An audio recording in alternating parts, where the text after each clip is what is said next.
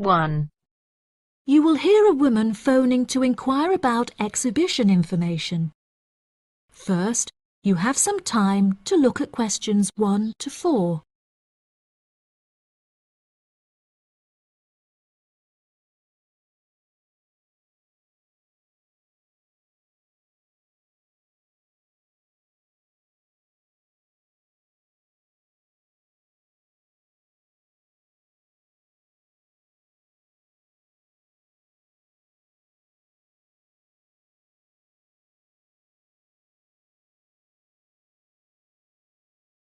Good morning.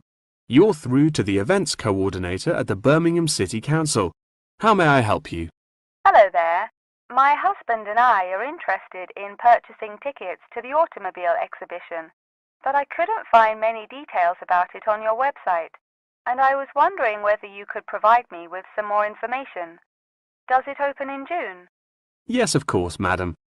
The exhibition will take place during July and will showcase the history of automobiles from the very first commercial car in the late 1800s all the way through to the present day. Is the exhibition open for the duration of July? No, madam. The exhibition will last 3 days, from the 1st of July to the 3rd of July, and then the cars will be taken to another exhibition. Okay. Does the exhibition focus on a certain manufacturer? No, it will showcase a wide range of manufacturers. Wonderful. I'm ever so fed up of going to these shows and only seeing one manufacturer. Are there any opportunities to sit in or even drive the cars? There will be many opportunities for you to sit in the cars. However, some of the cars will only be available to observe. We are yet to be told whether any of the antique cars will be available to drive. However, there will certainly be an opportunity to test driving some of the more modern cars on a purpose-built track. That sounds like great fun. I mustn't forget to bring my camera, or my husband will never forgive me. I'm afraid to say that cameras are actually strictly not allowed to bring into the exhibition. There will, however, be a section where a professional photographer will be available to take photos of you sitting in a car in period clothing.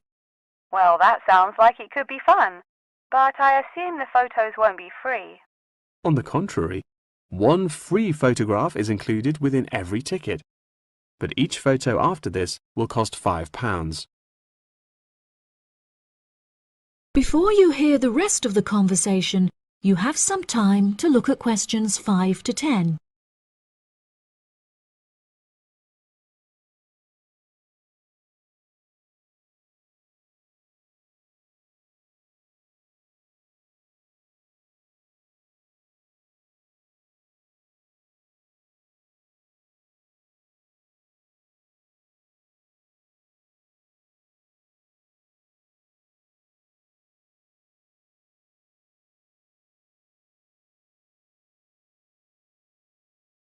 Now listen and answer questions 5 to 10. That's a nice surprise. Not many things are free anymore. I've been asking around about the ticket prices, but I haven't yet had a definite answer. Is it correct that the tickets are £100, whether you buy them now or on arrival? I'm afraid not. If you buy the ticket in advance, the price is £110, but it's £165 on the door. Oh, goodness. I suppose I'd best pay for them now then. Is it possible to buy tickets from you now over the phone? Yes, of course, madam. I'll transfer you to the box office manager, Mark Edgeworth. That's EDGEWORTH.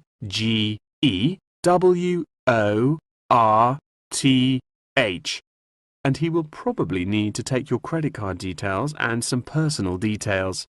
Yes, that's fine. Before you transfer me, I just need to ask a few more questions. Will the exhibition be held in the Birmingham Exhibition Centre? I think that's where I went last time. No, madam. The Birmingham Exhibition Centre is currently undergoing some renovations, so this year all exhibitions will be held in the Summer Palace.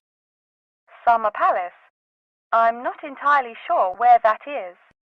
Well, it's not too far from City Centre. Once you're in the centre, you should be able to find signs for the palace. If not, Most people in Birmingham will be able to direct you. Neither my husband nor I am particularly good with directions. Is there anywhere I can find this information on the internet? Our website will give you an address. Perhaps you could visit www.directions.com for more detailed information, and they should be able to provide you with step-by-step instructions. Okay. And is this the best way to contact you, by phone? I think the most convenient way to contact us is inquiring online, which is much simpler than having to dial various different numbers to reach the right person. Unless you have any more questions, I'll transfer you now. No, that's great. Thank you for your help. That is the end of part 1. You now have half a minute to check your answers.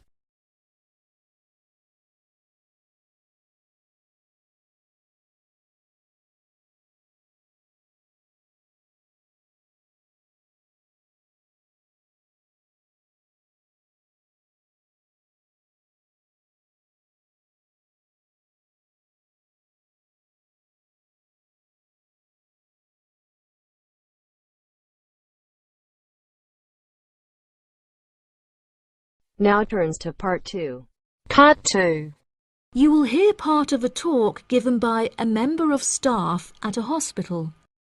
First, you have some time to look at questions 11 to 15.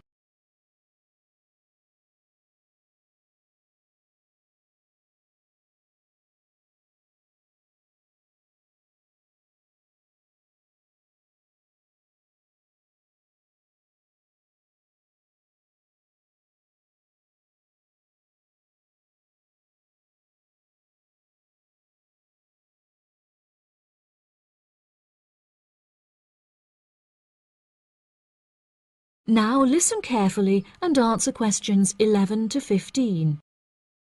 Hello, and welcome to the homepage for the Healthy Hearing Medical Clinic and Surgery, where we'd like to share a little more information about the services we provide and more.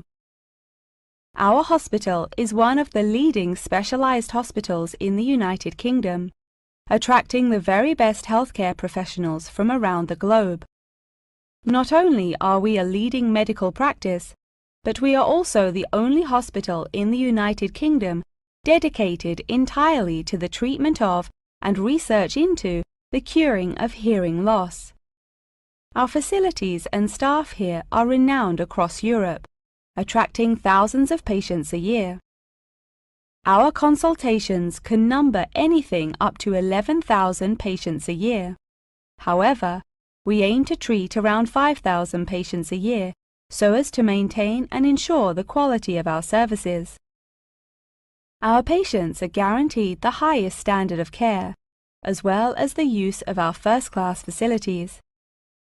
All patients requiring overnight treatment are provided with their own private room with ensuite facilities, as well as a state-of-the-art entertainment centre, which includes a flat-screen LCD television and PlayStation.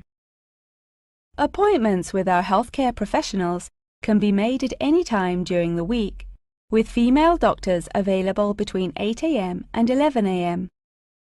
If you need to see a doctor outside of these times, please visit the Out of Hours page of our website for more information. Our doctors are all trained to an exceptionally high standard and practice a vast array of specialities. Mr. Roberts is a fully qualified ear and throat specialist. Mr. Edwards is a pediatric hearing specialist, while Mr. Green specializes in reversing hearing loss. For more details about our people, please visit the staff members page on our website. During a consultation, doctors will sometimes decide medication is required, for which patients should receive a prescription. There are several pharmacies within the city. However, we recommend that patients use the pharmacy housed within our healthcare facility. Our in-house pharmacy is well stocked at all times. Our products are competitively priced, and our pharmacists are on hand to help and advise from 8 a.m. until 10 p.m. from Monday to Saturday, and from 9 a.m. until 12 p.m. on Sundays. If you require any help outside of these hours, please see our out-of-hours page on the website. Since the Healthy Hearing Medical Clinic and Surgery also functions as a teaching hospital, we aim to provide our students with every opportunity to expose themselves to medicine in practice. Therefore, we would like to encourage our patients to give their consent for a medical student to attend their consultations. If our patients are not comfortable with this, there will be a form at reception where patients will be able to opt out. Before you hear the rest of the talk, you have some time to look at questions 16 to 20.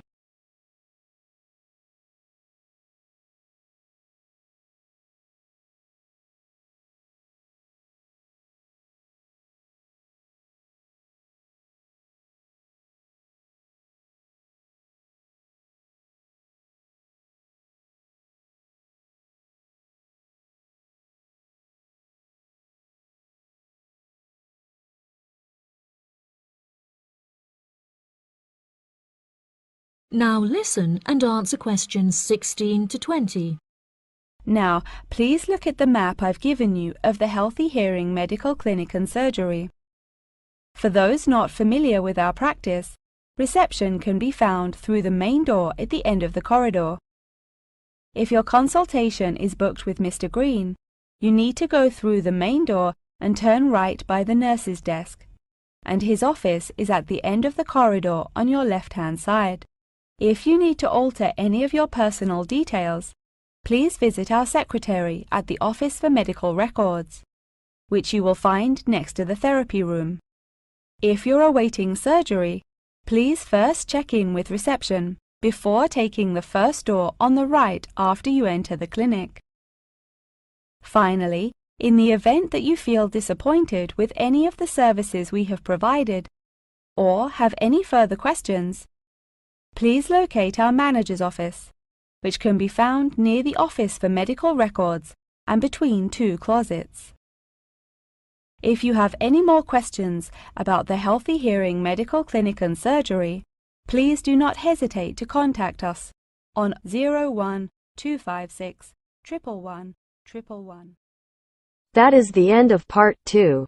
You now have half a minute to check your answers.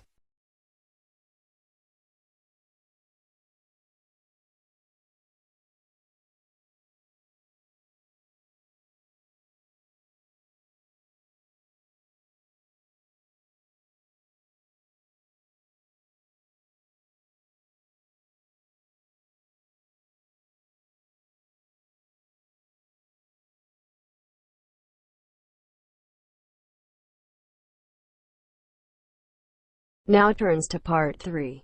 Part 3. You will hear Jim and Jane, two students, talking about their professor's lecture. First, you have some time to look at questions 21 to 25.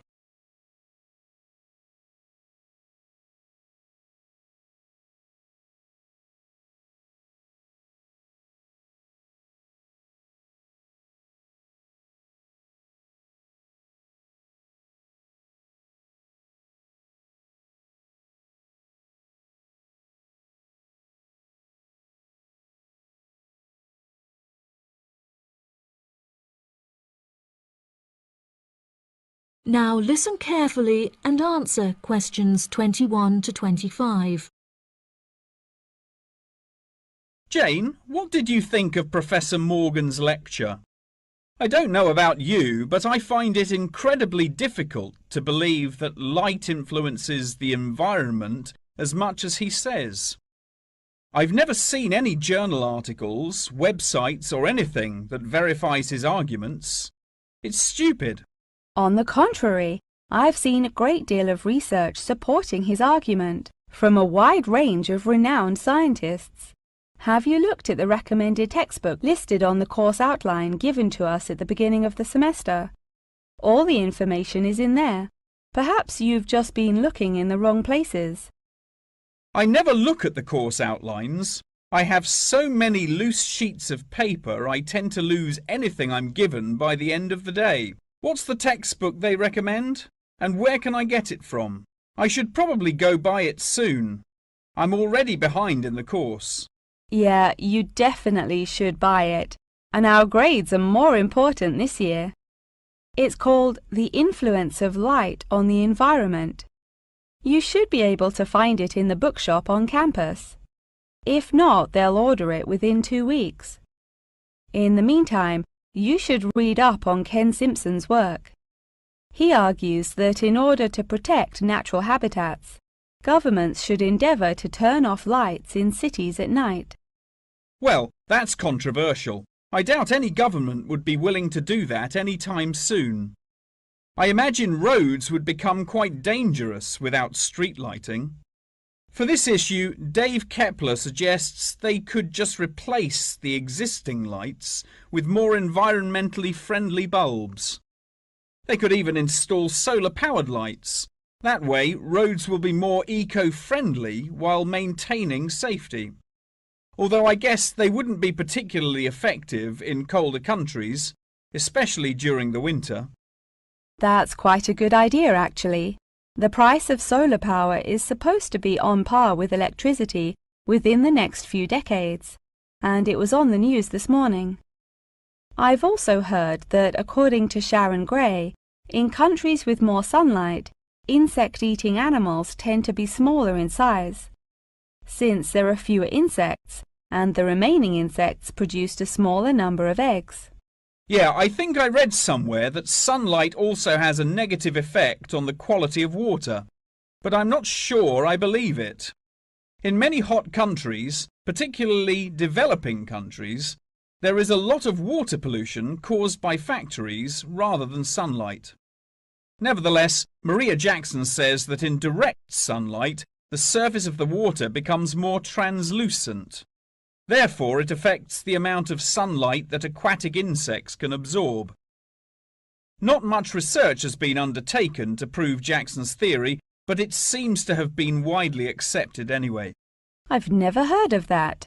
I'll have to look it up on Google. The only other theory I've studied is Barbara Swallow's study on how declined insect population adversely affects the frog population. Not that I'm complaining. I hate insects, especially spiders. You have arachnophobia? I never would have guessed. Didn't your brother have a pet black widow spider? Yes, he did, and I hated it.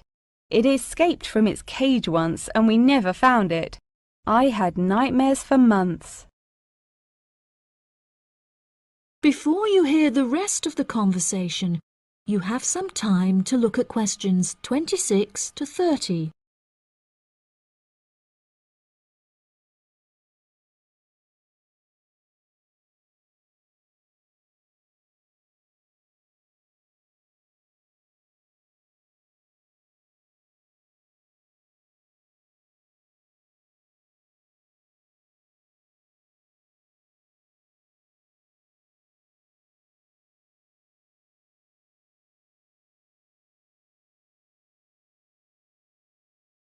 Now listen and answer questions 26 to 30.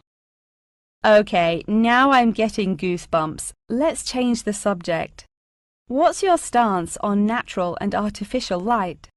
Honestly, I'm not sure it makes much difference which one you use. Species will die out either way. I think the real argument we should consider is global warming and protection or replacement of finite fuels. Solar power provides us with an incredible opportunity to replace electricity, and governments should definitely increase spending on research in this field. The theories discussed in our lectures, like Simpson's and Gray's, are so vague and lack proof, so I don't understand why we even study them. I see what you mean. I don't like learning unsupported theories for exams, and I'd rather spend my time learning something else. For example, I'd be much more interested in studying the animals in safari parks than researching migratory birds, particularly the effect of tourists on the quality of life of animals. As we know, every year thousands of visitors will drive in their own vehicles or ride in vehicles provided by the facility to observe freely roaming animals. Yeah, that would be really interesting. Especially those animals living in more tropical countries like Borneo. Following on from that, I want to study how bringing animals over from foreign countries to put in our zoos affects their life expectancy. For example, do you remember when China sent pandas to Edinburgh Zoo? Apparently, one of the pandas became depressed, but it was never explained why. To me, obviously, you can't take an animal out of its natural habitat and put it in a cage on the other side of the world. It just doesn't work. That is the end of part 3. You now have half a minute to check your answers.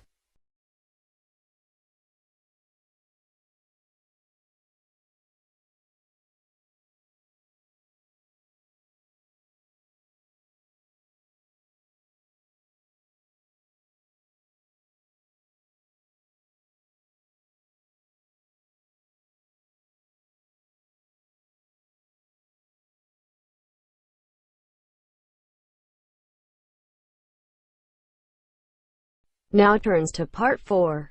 Part 4. You will hear a talk on the history of football in Great Britain in the 19th century. First, you have some time to look at questions 31 to 40.